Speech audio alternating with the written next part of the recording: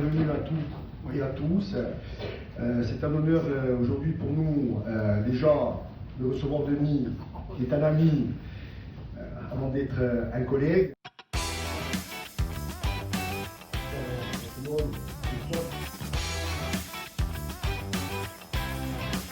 Le séminaire, c'était une des premières sorties, c'est la première sortie de la nouvelle mandature.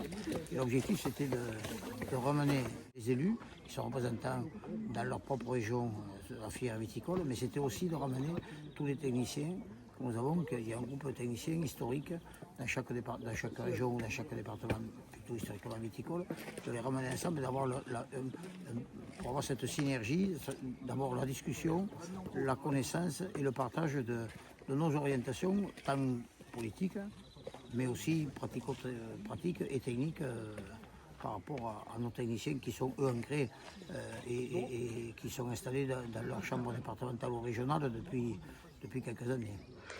Bon, nous, dans ces réunions, en particulier, ce qui nous intéresse aussi, c'est ces commissions mixtes. Donc, en tant que co-animateur du groupe technique et responsable de services vignes et vins en France, on est intéressé par ces séquences où on voit tous nos élus des différents départements ou régions et on puisse échanger, nous techniciens, eux élus, sur les sujets d'actualité, les stratégies à venir, les sujets techniques.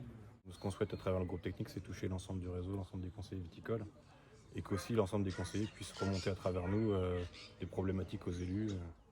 C'est vraiment ce lien qui est très important.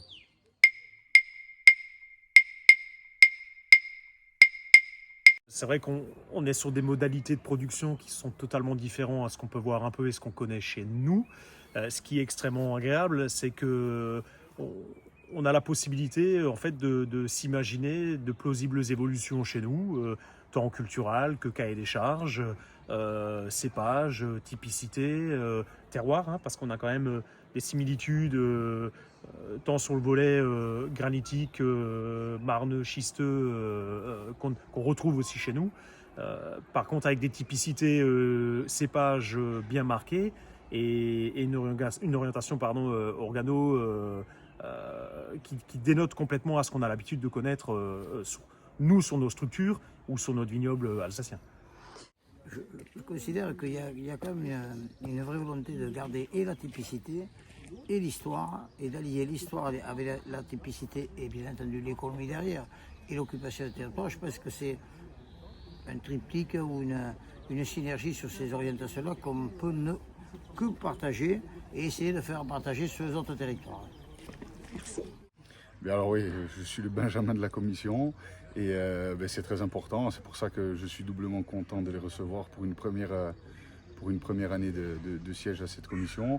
Et on essaye de porter la voix de la Corse et de tous les viticulteurs corses au-delà de notre île. Et donc c'est très important pour nous de montrer les spécificités et ce dont on a besoin.